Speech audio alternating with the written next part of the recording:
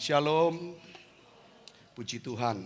Saudaraku Yesus Kristus, nah sehubungan dengan bagaimana saudara membuka daripada tingkap langit ini, matakan yang namanya langit tembaga, langit tembaga dan tanah besi.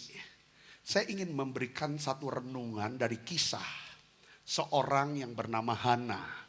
Kalau beberapa bulan yang lalu kita belajar dari suaminya Hana. Namanya siapa? Elkana. Tapi sekarang kita akan bahas dari Hana. Saudara, mungkin beberapa sudah banyak yang tahu kisah ini. Bahwa kita tahu bahwa Hana adalah seorang wanita yang apa? Yang mandul. Coba kita akan buka Alkitab kita, biar kita akan lebih jelas teksnya. 1 Samuel pasal 1 ayat 5 sampai ayat yang ke-7 kita akan baca sama-sama. Meskipun ia mengasihi Hana, ia memberikan kepada Hana hanya satu bagian. Sebab Tuhan telah menutup kandungannya. Tetapi madunya selalu menyakiti hatinya. Supaya ia gusar karena Tuhan telah menutup kandungannya. Demikian terjadi dari tahun ke tahun. Setiap kali Hana pergi ke rumah Tuhan, Penina menyakiti hati Hana sehingga ia menangis dan tidak mau makan. Lalu Elkana suaminya berkata kepadanya, Hana, mengapa engkau menangis dan mengapa engkau tidak mau makan? Mengapa hatimu sedih? Bukankah aku lebih berharga bagimu daripada 10 anak laki-laki? Saudara perhatikan di sini. Ya saudara, ya. 2 kali saya melihat Tuhan telah menutup kandungannya. Tuhan menutup kandungannya. Yang kedua adalah Hana tidak mau makan. Hana tidak mau makan. 2 kali begitu. Pasti ini penting. Ini pesan ini yang kita akan bahas, saudara. Ya, Tuhan menutup kandungan Hana. Hana tidak mau makan. Lalu ayat 10 dan 11 kita akan baca sama-sama. Yuk, suara keras. 1, 2, 3. Dan dengan hati pedih ia berdoa kepada Tuhan sambil menangis terseduh-seduh. Kemudian bernazarlah ia, katanya, Tuhan semesta alam, jika sungguh-sungguh kau memperhatikan sengsara hambamu ini dan mengingat kepadaku dan tidak melupakan hambamu ini, tetapi memberikan kepada hambamu ini seorang anak laki-laki, maka aku akan memberikan dia kepada Tuhan untuk seumur hidupnya dan pisau cukur tidak akan menyentuh kepalanya. Saudaraku, di sini doa Hana adalah doa yang dimana dia bilang, kalau Tuhan berikan seorang anak laki-laki, anak ini aku akan persembahkan buat Tuhan. Dia bilang, ini bicara tentang buah sulung, saudaraku. Ya, lalu saudara kita lihat di sini ayat 17 sampai 18, biar jelas. Saudara, ini yang pembahasannya ayat-ayatnya, biar kita baca dulu. Kita baca sama-sama. 1, 2, 3. Jawab Eli, ini hamba Tuhan, imam. Ya, pergilah dengan selamat dan Allah Israel akan memberikan kepadamu apa yang engkau minta daripadanya. Saudara, perkataan Eli cukup singkat. Pergilah dengan selamat. Ya kan? Pergilah dengan damai.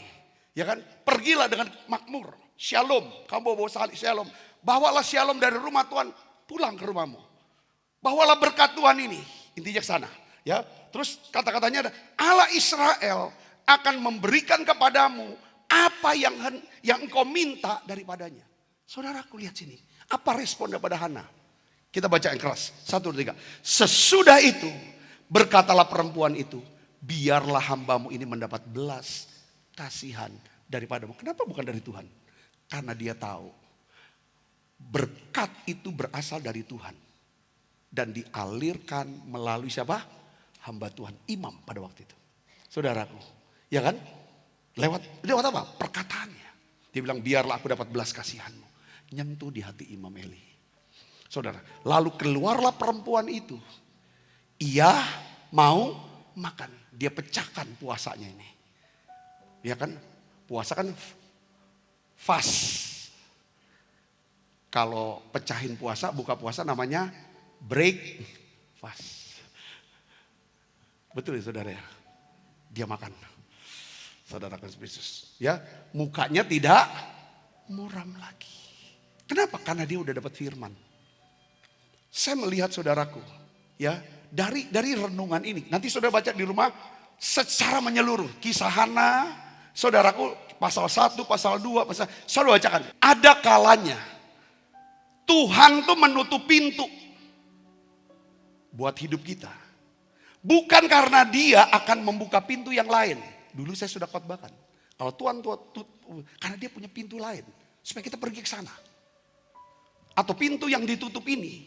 Ya kan, itu bukan jatah.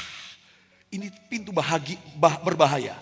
Tetapi saudara, hari ini Tuhan ajar kita bahwa kalau Tuhan tutup pintu, bukan berarti dia akan membuka pintu yang lain. Saudara Yesus, ya kan? Tetapi Tuhan menutup pintu supaya kita pergi mendapatkan apa? Cari kunci dong. Cari kunci untuk buka pintu itu. Katakan amin saudaraku. Katakan amin. Nah, di dalam kasus Hana, Alkitab berulang-ulang sampai 2 kali. Tuhan menutup kandungannya. Tuhan menutup kandungannya. Kalau Tuhan menutup kandungan Hana, bukan berarti Tuhan akan membuka kandungan daripada wanita lain. Jadi untuk kasus Hana, saya melihatnya adalah bahwa Tuhan tuh ingin mendorong Hana untuk supaya Hana melakukan satu tindakan iman, ambil kunci ini. Ya kan? Tujuannya apa? Ini pintu yang harus kamu buka. Emang ada kalanya saudara, pintu yang tertutup kalau kita ketuk, orang yang di dalam buka, betul gak saudara? Tapi gak selamanya kita ketuk pintu, pintu bisa terbuka. Tapi inilah saat dimana Tuhan mau cari kunci, dapatkan kunci, pakai kunci, buka itu pintu. Kenapa? Di balik pintu itu Tuhan sedang siapkan satu berkat besar. Bukan cuma buat Hana, tapi juga buat apa? Israel. Apa berkatnya? Seorang anak laki-laki yang bernama siapa? Samuel. Samuel yang kelak akan menjadi pemimpin besar daripada bangsa Israel. Jadi saudara, ketika Tuhan mau memberikan sesuatu, berkat yang sangat berharga dalam hidup kita, dia tidak ingin kita asal-asalan dapatnya. Kalau yang asal-asalan, maaf ya, sampah itu gampang didapat. Tetapi harta yang berharga seperti emas lah, nikel lah, apapun, itu perlu. Betul saudara? Tambang yang berharga, yang saudara, itu sulit didapatkan. Hari ini saya ingin dorong saudaraku. Mungkin saudara berkata, kenapa kok Tuhan tutup? Kalau saudara menghadapi pintu-pintu tertutup, saudara sedang menghadapi yang namanya masalah sakit penyakit kah? Dalam keluarga, kesulitan yang belum terpecahkan, Tuhan mau saudara dan saya mengambil kunci untuk membuka pintu-pintu yang tertutup itu. Masalahnya, sayangnya, banyak orang Kristen yang sudah kehilangan kunci. Makanya saya kasih judul khotbah saya hari ini adalah kisah Hana. 3 kunci untuk membuka pintu berkat dan terobosan. Banyak orang Kristen kehilangan kunci untuk membuka pintu berkat dan terobosan. Saudaraku, mereka orang Kristen yang apa saudara? Yang mungkin sudah lama tidak berdoa. Kalau toh berdoa, asal doa, itu pun doa makan. Atau jangan-jangan makan pun sudah tidak doa lagi. Sedangkan doa itu adalah kunci pertama Hana. Yang kedua, orang Kristen banyak sudah kehilangan kunci. Mungkin sudah tidak pakai kunci itu lagi saudaraku. Yaitu apa? Mereka orang Kristen yang masih berdebat soal memberi persembahan persepuluhan. Orang-orang Kristen, ya kan, yang sulit berhenti makan, bahkan makan berlebihan di saat gereja mengajak, yuk puasa yuk, menyambut Paskah. Tuhan telah berikan kita kunci untuk buka pintu-pintu mujizat dan terobosan buat setiap kita. Hari ini saya tidak bicara tentang bagaimana maksa Tuhan untuk mengikuti kehendak kita. Saya tidak sedang mau bicara tentang bagaimana menyudutkan Tuhan sampai dia gak keenakan harus nolong kita. Bukan itu. Dengan doa kita, dengan puasa kita, dengan persembahan kita. Bukan itu poinnya. Saya ingin beritahu bahwa 3 kunci ini adalah saudara. Ya kan, saya mau bagikan pada saudara bagaimana kita bisa melihat kuasa Allah dicurahkan dalam hidup kita dan kita melihat bahwa kita hidup di atas langit yang terbuka. Katakan amin saudaraku. Nah, Hana ini mengerti. Hana mengerti. Tuhan menutup kandungannya bukan supaya dia tidak punya anak.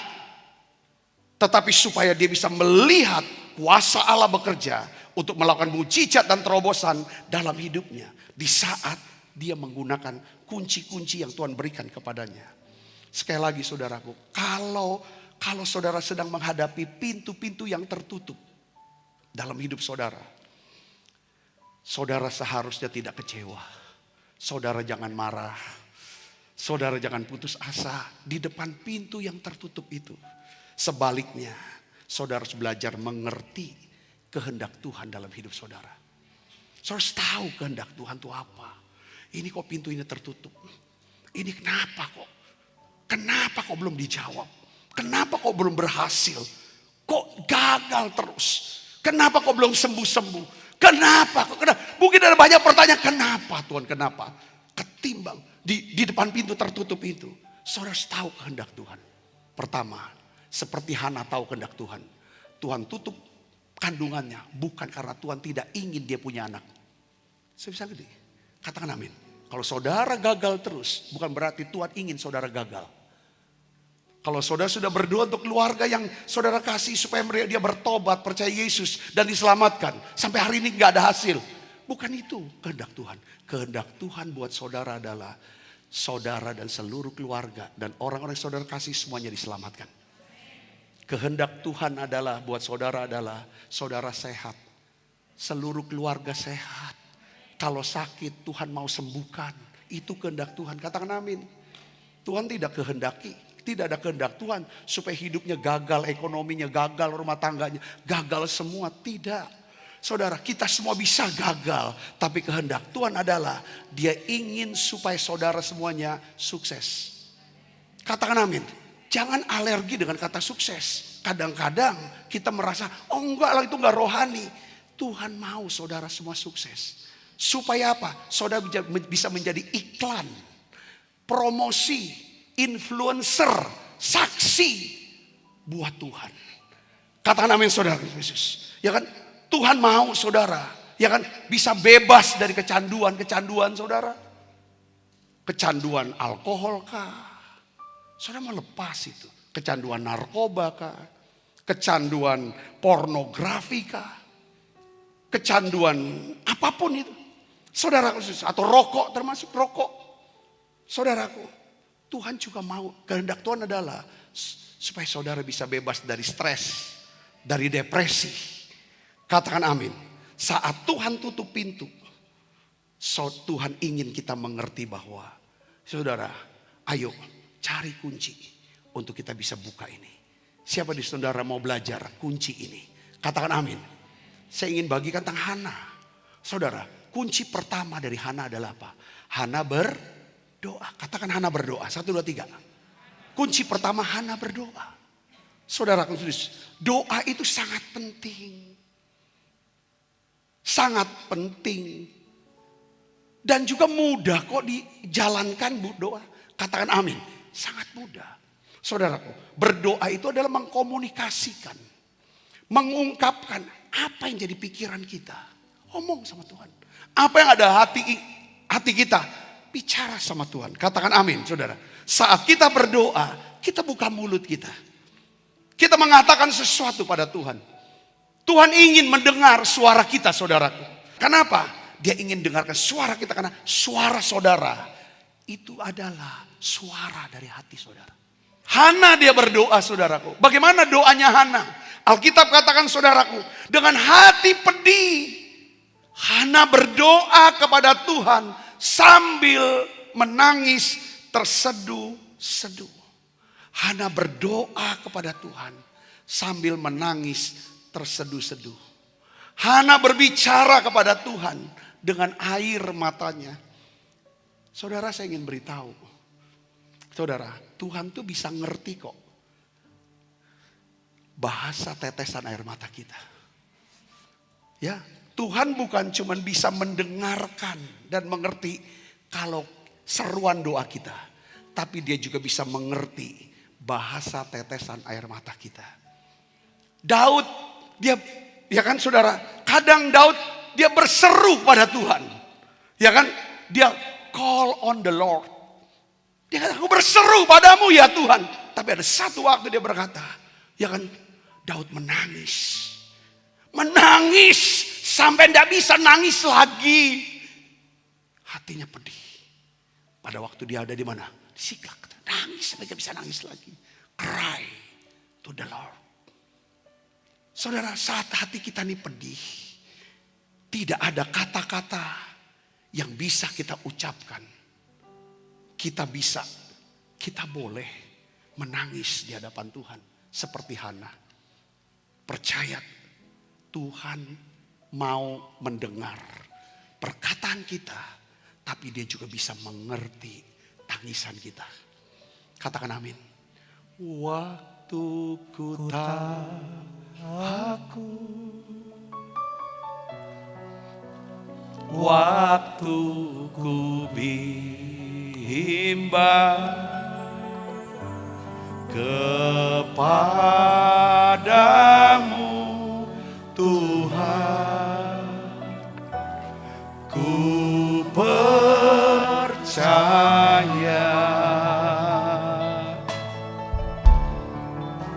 segala susahku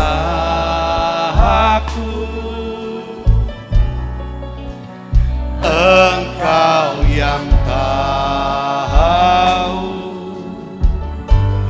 dan air mataku Kau taruh dalam kirbatmu. Buka suaranya. Waktu ku berseru, Kau halau semua musuhku. Allah di pihakku, ku percaya. Saudara, kalau saudara mau melihat Tuhan membuka pintu pakai kunci, namanya kunci doa. Kalau saudara tidak bisa berdoa, saudara bisa menangis. Kalau saudara tidak bisa berdoa, gak bisa lagi berkata-kata, saudara bisa menangis.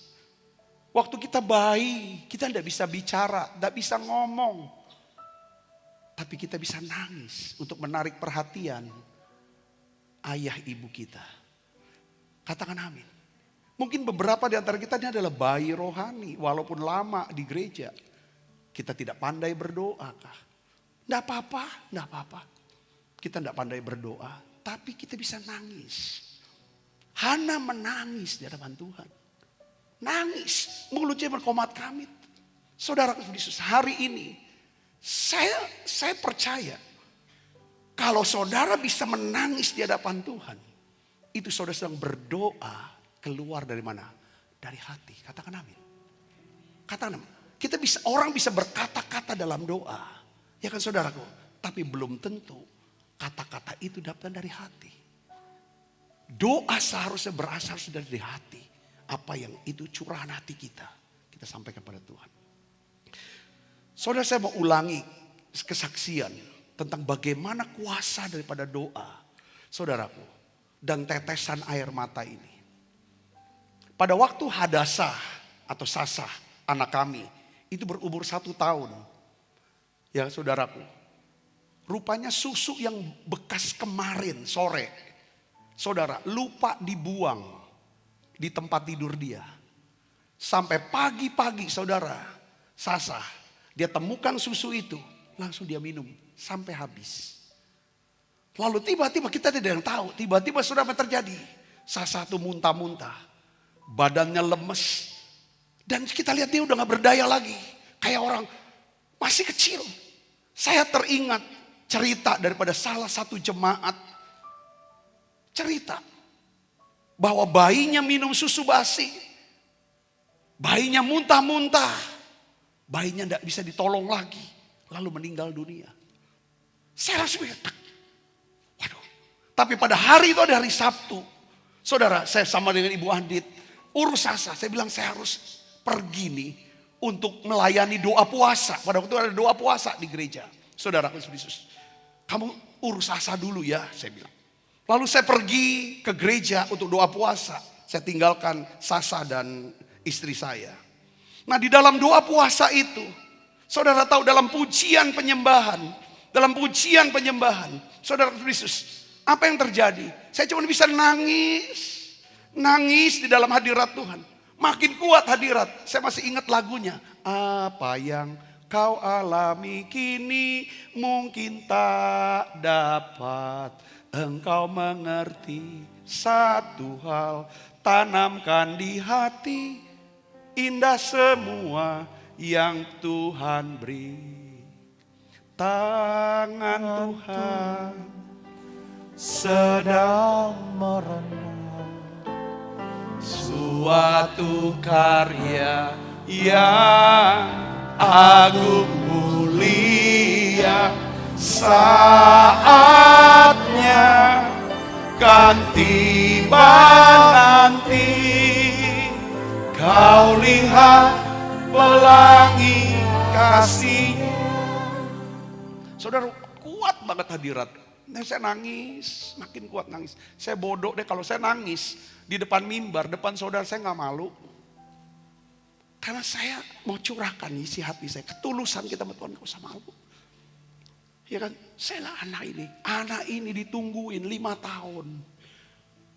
Baru dia datang.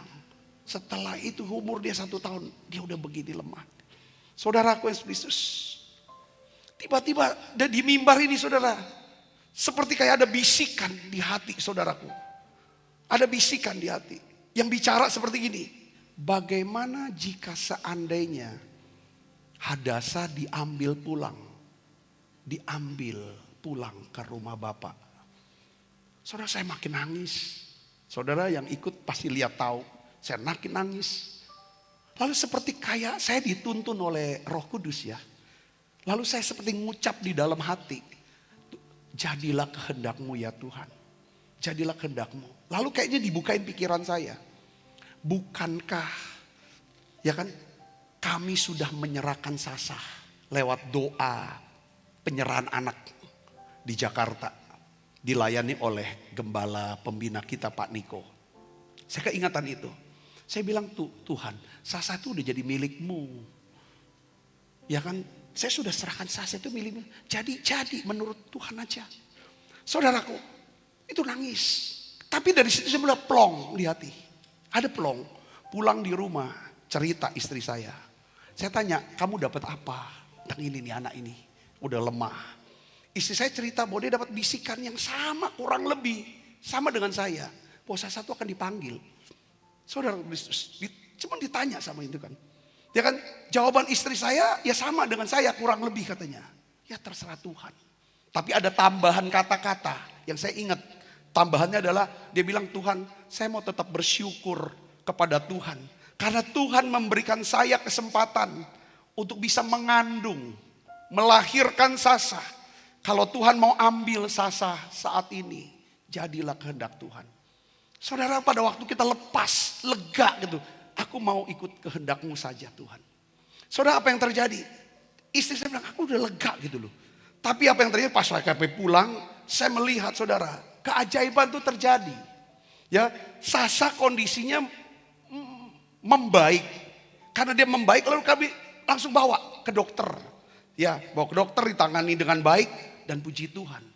Ya kan, Sasa pulih dan kita tahu Sasa sudah besar sekarang. Sudah 19 tahun. Tuhan beri kemuliaan buat Yesus.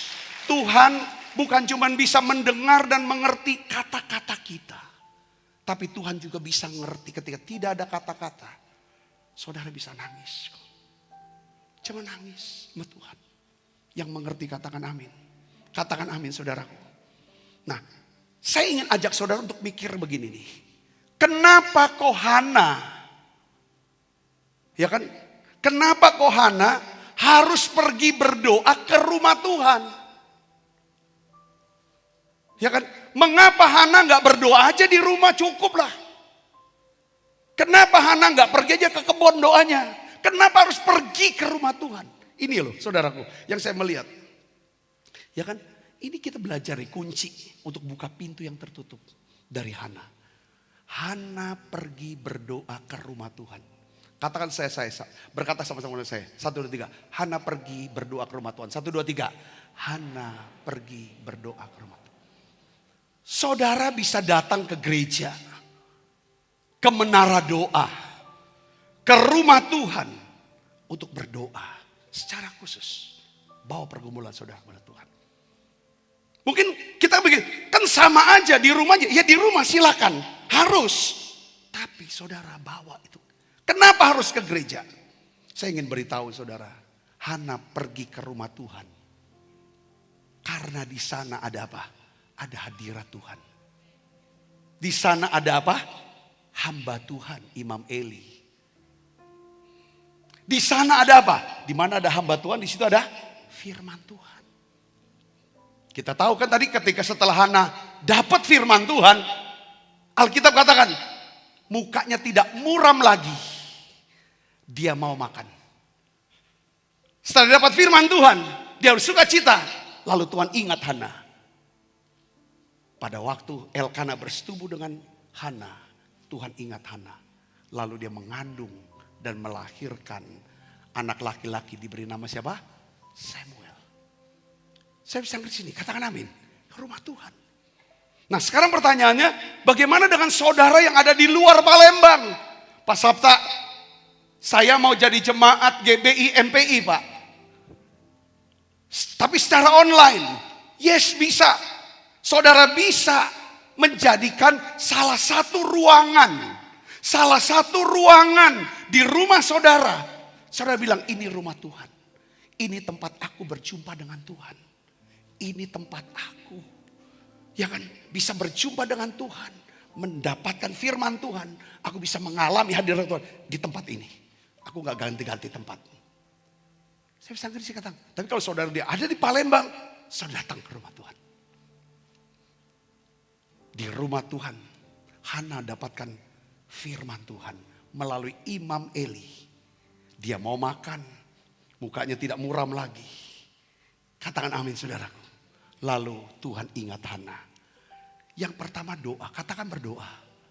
Saya mau tanya sama saudara, apakah saudara masih berdoa? Katakan amin saudara. Apakah saudara masih berdoa? Punya waktu doa secara pribadi. Saudara datang ke gereja untuk apa? Berdoa. Selalu kami ingatkan anak kami yang jauh nih. Datang ke gereja. Datang ke gereja untuk apa? Pertama, ucap syukur di gereja sama Tuhan. Tuhan terima kasih. Dikasih sehat, dikasih gini, dikasih ini. Datang terima kasih.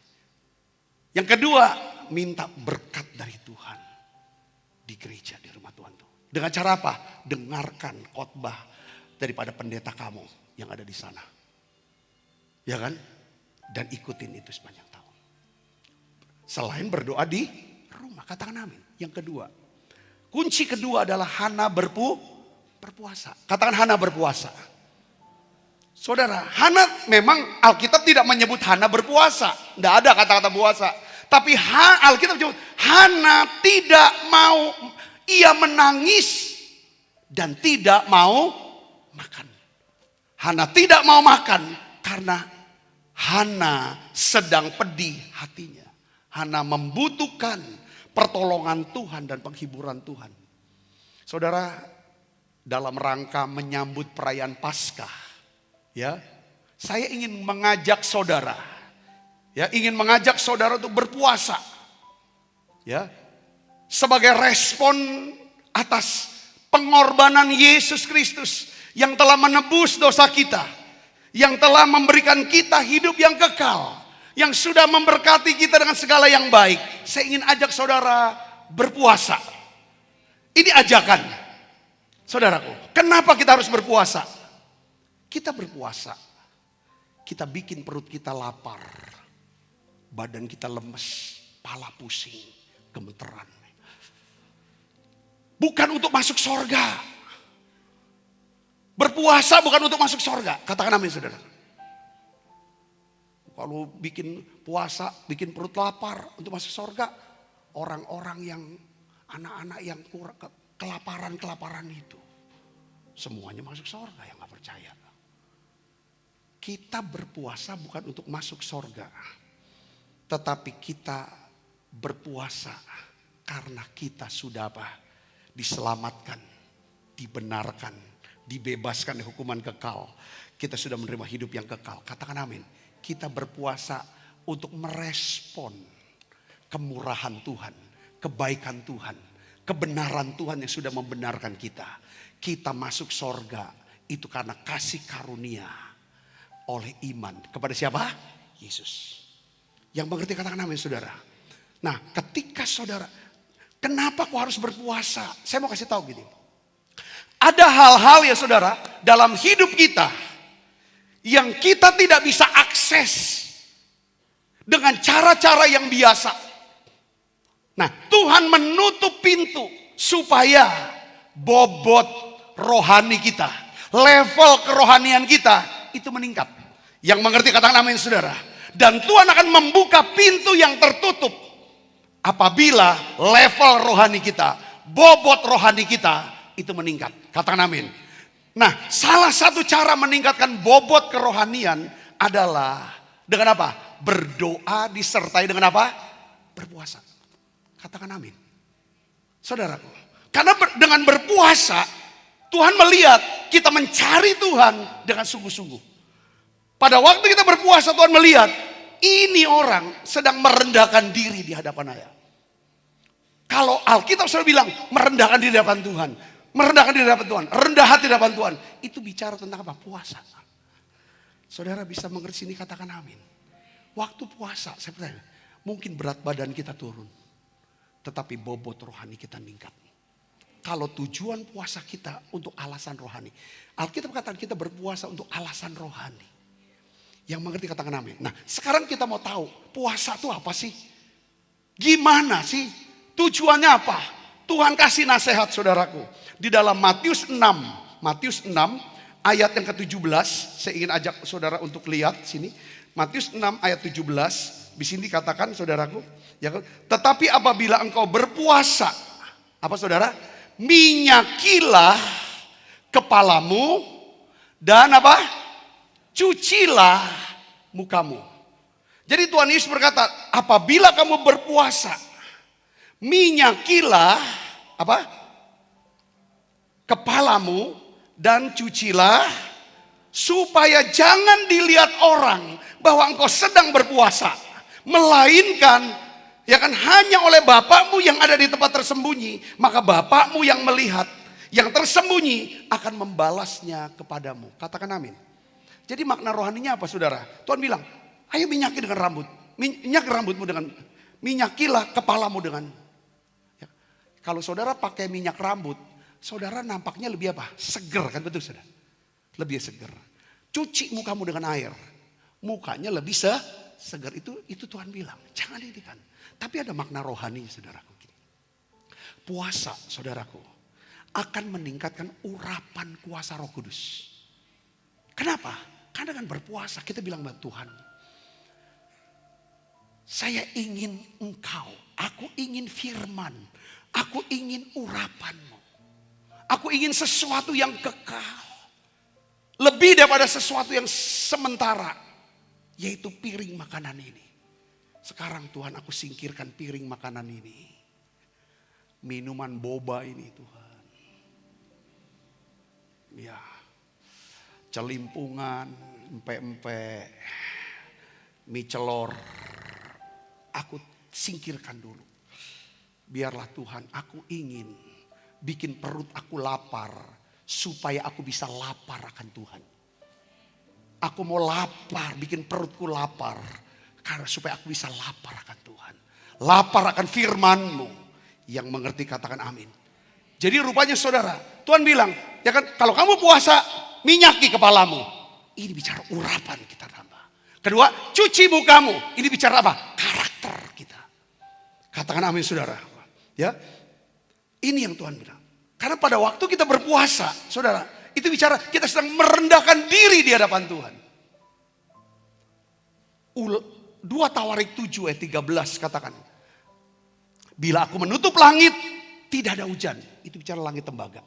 Saudara, tidak ada hujan. Kering, hidupnya kering. Capek. Kalau tidak ada hujan, bicara hidup yang tidak bahagia. Gak tenang. Kuatiran, cemasan. Itu tidak ada hujan. Itu langit tutup. Itu langit tembaga. Yang kedua, bila aku menyuruh belalang memakan habis hasil bumi. Kok gak ada untung? Gak ada hasil kerja, ekonomi kok habis. Yang ketiga, bila mana aku melepaskan penyakit sampar. Kok ada penyakit? Penyakit datang, ekonomi sulit. Hidup kering. Kok jadi makin jahat ya aku ya? Kok makin negatif ya aku? Itu langit tertutup. Bagaimana caranya membuka? Tuhan ajar. Dan umatku yang atasnya namaku disebut. Merendahkan diri. Kata merendahkan diri bicara tentang apa? Berpuasa. Berdoa. Ya kan? Mencari wajahku. Ini bicara doa muji nyembah. Apa yang terjadi? Tuhan akan membuka tingkap langit. Ketika Tuhan buka tingkap langit. Dia akan memberikan apa saudara?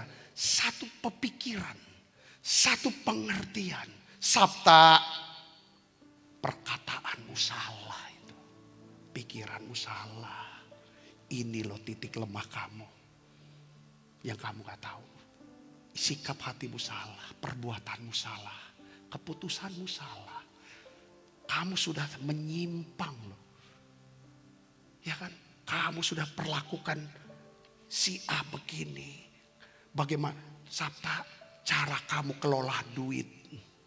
Cara kamu berhubungan dengan orang. Cara kamu tentang kesehatan. Waktu puasa, saudara, Roh Kudus bicara banyak hal. Dia singkapkan semua titik lemah kita. Dan ketika kita tahu, oh ya aku salah ini ya. Lalu kita berkata, Tuhan Yesus, Bapa dalam nama Yesus, ampuni aku Tuhan. Ampuni dosaku. Sering aku mudah sekali aku ngomong yang negatif. Komentar yang jahat. Ngatai orang, menghakimi orang. Kok mudah punya pikiran yang negatif. Tuhan ampuni aku ya Tuhan ampuni. Beri saya kekuatan. Ampuni aku. Tuhan, aku tidak jujur. Mudah bohong, mudah nipu ya. Aku nih kotor sekali pikirannya, hatinya. Tuhan ampuni aku. Kalau kita bisa, ya kan? Alkitab katakan, lalu berbalik dari jalan-jalan yang jahat. Kita bisa berbalik dari jalan yang jahat. Kalau kita tahu kita jahat. Jalan kita jahat. Betul gak saudara? Jalan kita sesat. Kalau kita gak pernah tahu. Kita gak mungkin berbalik dari jalan kita. Betul gak saudara? Kayak saudara pulang. Pulang rumah saudara daerah Kenten. Tapi saudara belok kanan. Arah Ampera. Saudara kan balik arah. Kalau saudara tahu saudara salah jalan. Setuju gak? Nah yang bisa memberitahu saudaraku bahwa kita salah jalan. Itu siapa? Tuhan, Roh Kudus. Lewat puasa. Katakan amin. Karena dalam puasa kita merendahkan diri serendah-rendahnya. Apa yang salah? Apa yang gak benar? Selama ini kita gak tahu. Menurut kita benar aja. Kita salah pun kita tahu kita salah. Kita anggap diri kita benar. Itu gak akan terjadi kalau kita berpuasa. Kalau puasa kita boleh berikan, oh ya Tuhan aku berbalik di jalanku yang jahat. Ketika kita berbalik, Tuhan ampuni aku. Aku akan mendengarkan, aku akan mengampuni, dan aku akan apa? Memulihkan. Kita kan mintanya dipulihkan. Tuhan sembuhkan, pulihkan, berkati, terobosan. Tapi tahapan sebelum ini kita gak pernah jalanin. Saya bisa gini, katakan amin. Puasa itu meningkatkan level gitu saudaraku. Kenapa saudaraku? Ini akan membuka tingkap-tingkap langit saudaraku. Karena saat kita berpuasa, apa yang terjadi? Selama ini yang jadi bos itu perut. Kalau perut nih keroncongan, perut nih kering, apa lapar. Dia akan ceritkan, makan. Kita tulis, oh iya, siap, makan. Ya. Betul gak? Ya kan? Lapar, teriak, aus, semuanya. Tapi pada waktu kita puasa kita bilang, tidak. Lalu perutnya kan gak mungkin dong. Langsung tolak, iya siap. Gak mungkin dia begitu. Kalau ini gak diisi, lapar, lemes. Kalau lemes, pala pusing, gak bisa gawe kau nih.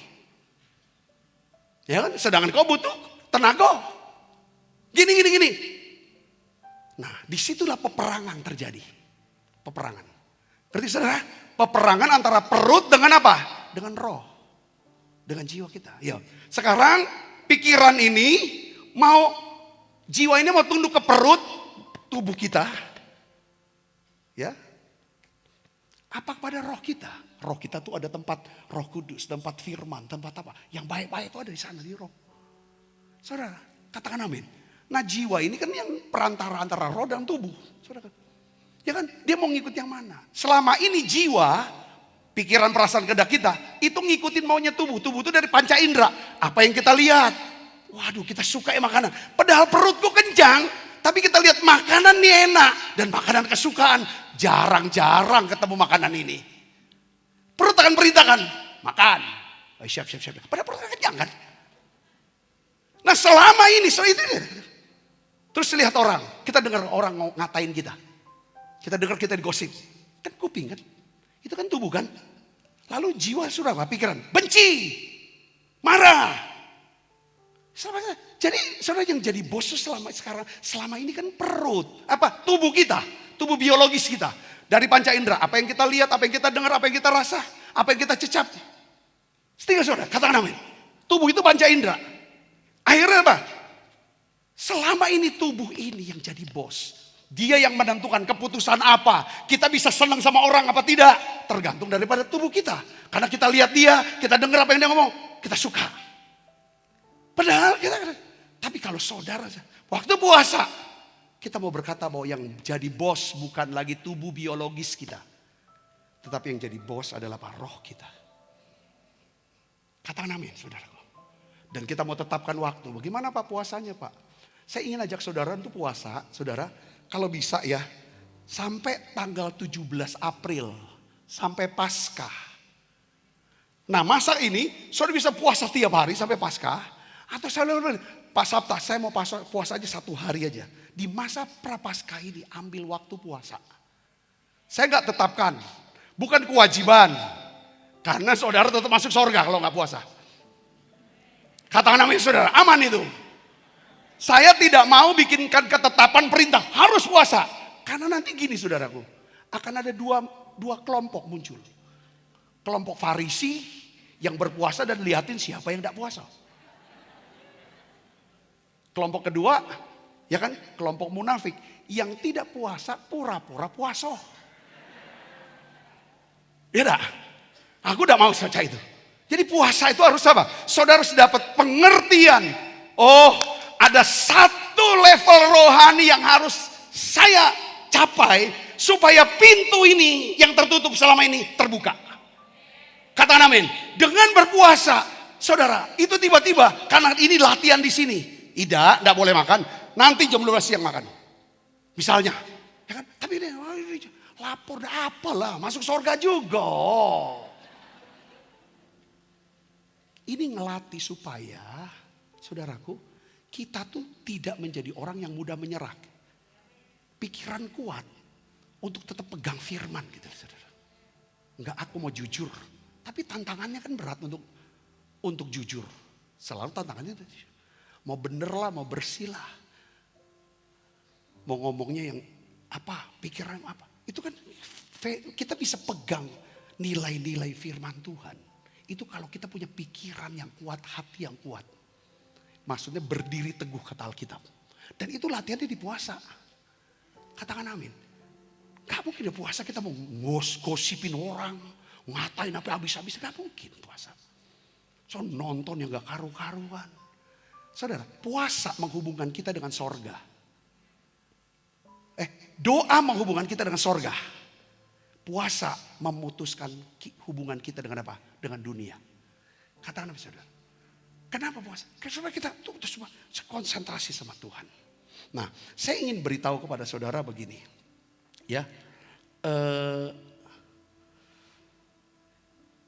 kuasanya tuh besar. Satu hari, Bu Andit ya. Saudara-saudara saya mau ulangin cerita tentang puasa nih. Puasa dari berpuasa. Ya, bahwa dia tuh kehilangan 42 sertifikat. Saya ingat harinya tuh hari Jumat tanggal 30 November karena saya ada lagi ikut Kultim 20 di Sentul, saudara, bersama dengan Pak Niko. Dia beritahu bahwa dia dijambret itu, satu koper itu.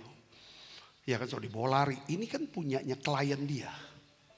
Lalu saudara, Bu Andi tuh doa sama Tuhan.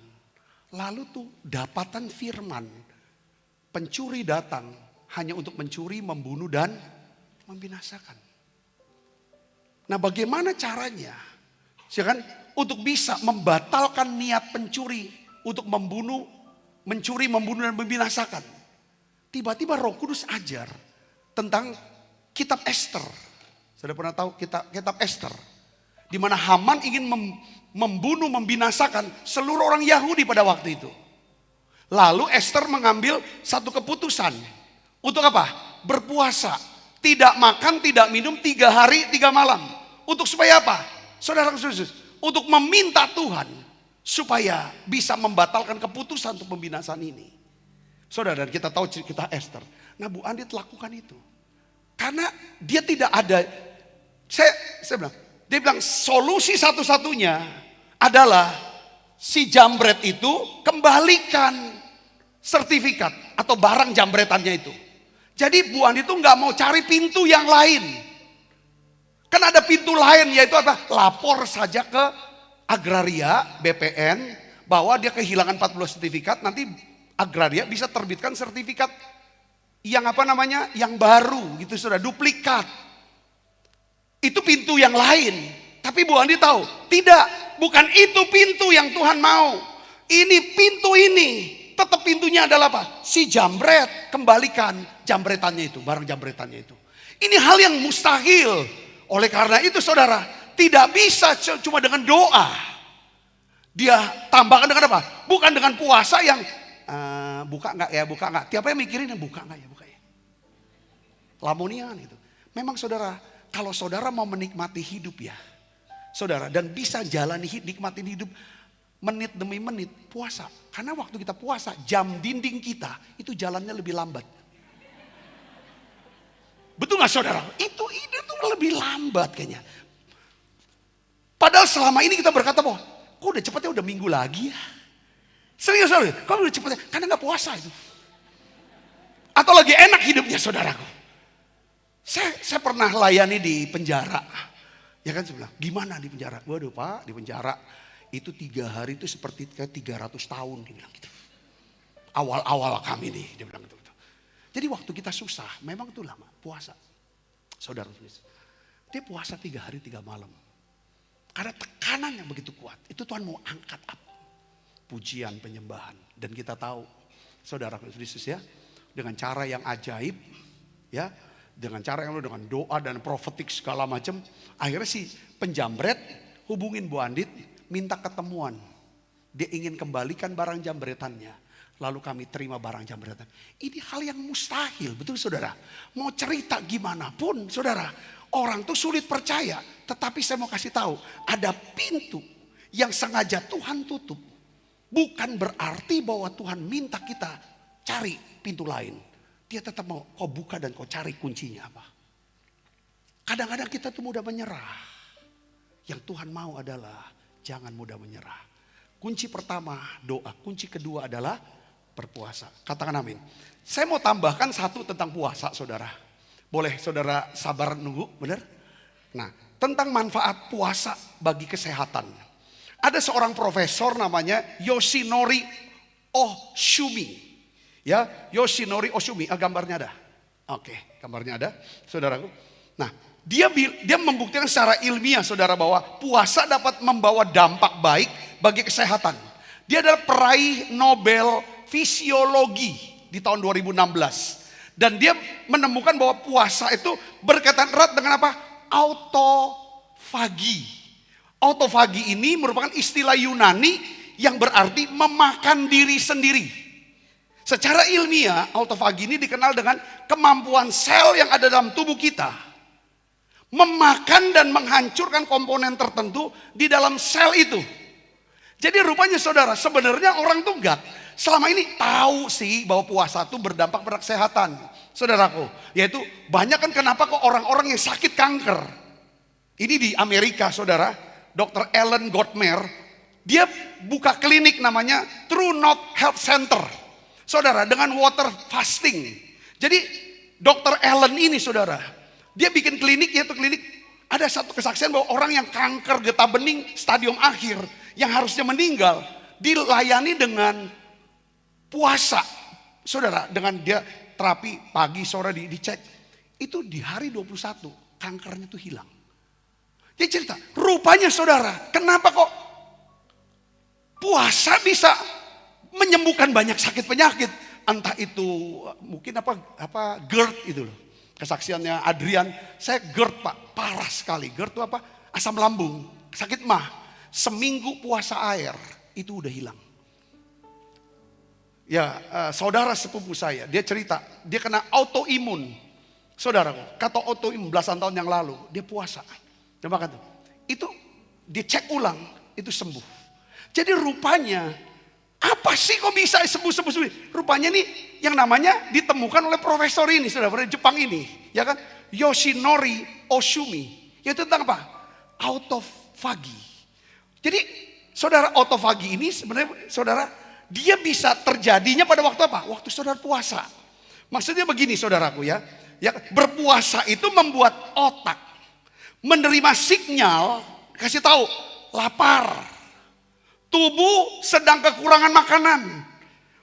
Ya kan? Karena dia tubuh kekurangan makanan, maka tubuh dengan kecerdasannya dia cari makanan. Dan ketemu saudara sel-sel yang sudah rusak. Sel-sel apa, barang-barang yang itu, yang rupanya ini penyakit semua.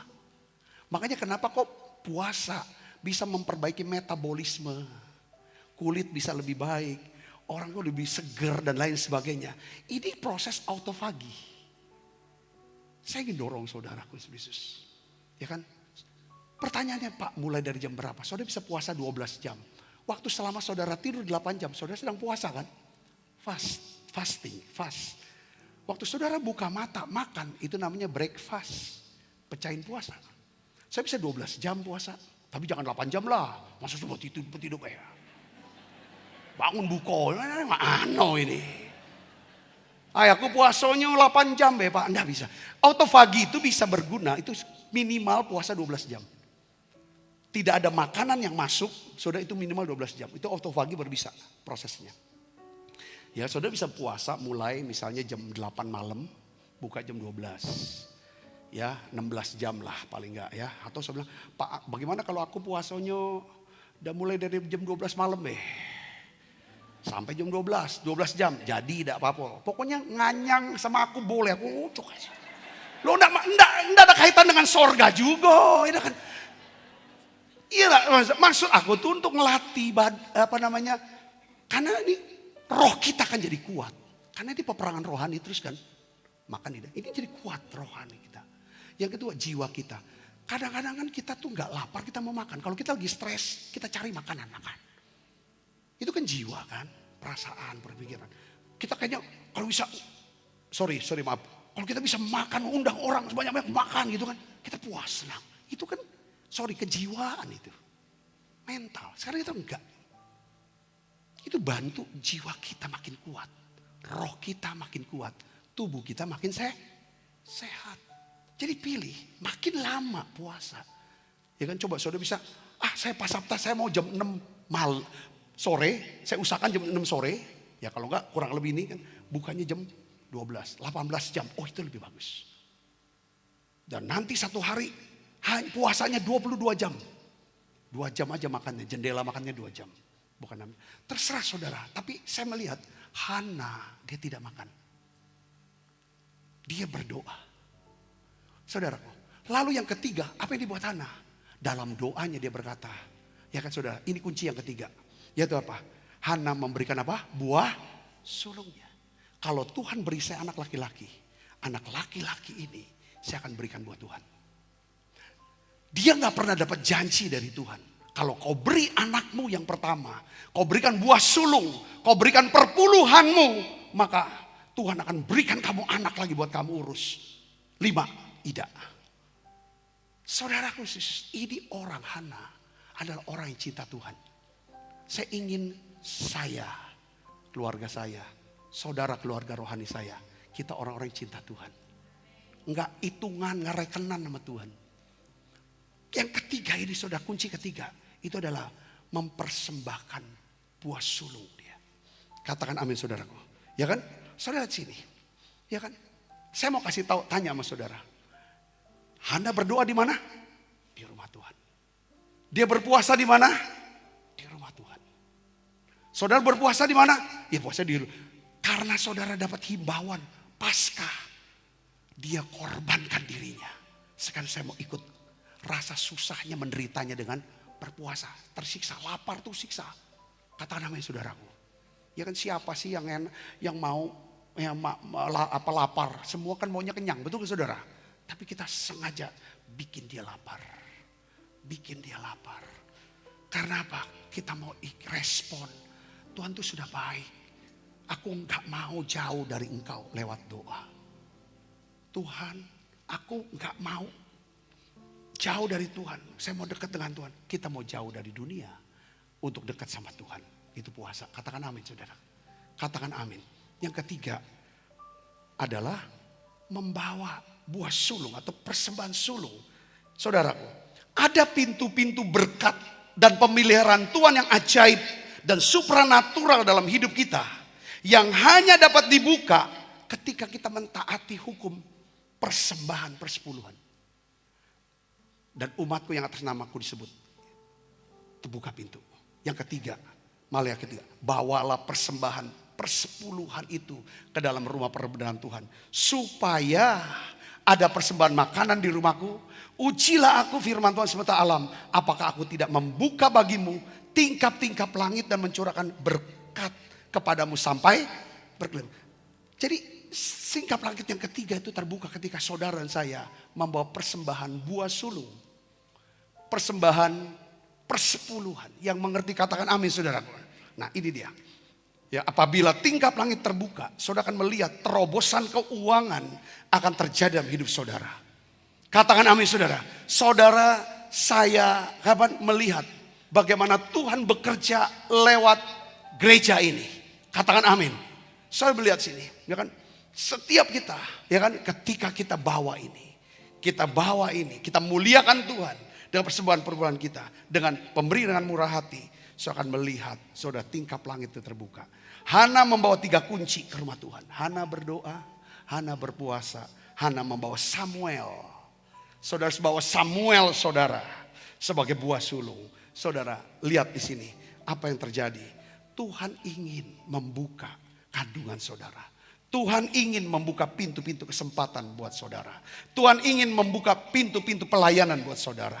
Tuhan ingin membuka jalan untuk pekerjaan, karir dan bisnis saudara. Tapi bagaimana kalau Tuhan menutup? Jangan mengeluh, jangan marah di depan pintu yang tertutup. Saudara gunakan 3 kunci ini. Berdoa, berpuasa. Saudara bawa Samuel saudara kepada dia. Yang mengerti katakan amin. Saudara tahu ketika Elkana dan Hana mempersembahkan korban, membawa nazarnya kepada Tuhan. Alkitab katakan Tuhan mengindahkan Hana. Dia memberikan 3 orang anak lagi perempuan dan 2 orang anak laki-laki. Saudaraku, saya bisa di sini. Ketika saudara tahu sudah ditolong oleh Tuhan, saya akan bawa ucapan syukur, korban syukur ini. Maka Tuhan memberi lebih banyak daripada yang kita minta. Katakan amin. Hana minta 1. Tuhan kasih 6. Itulah Tuhan kita yang murah hati. Katakan amin saudaraku. Tuhan itu murah hati. Berdoa kita minta sama Tuhan. Berpuasa kita mau bilang, aku serius dengan permintaanku Tuhan. Memberi persembahan persepuluhan, kita mau berkata, seperti engkau murah hati. Aku mau belajar murah hati ya Tuhan.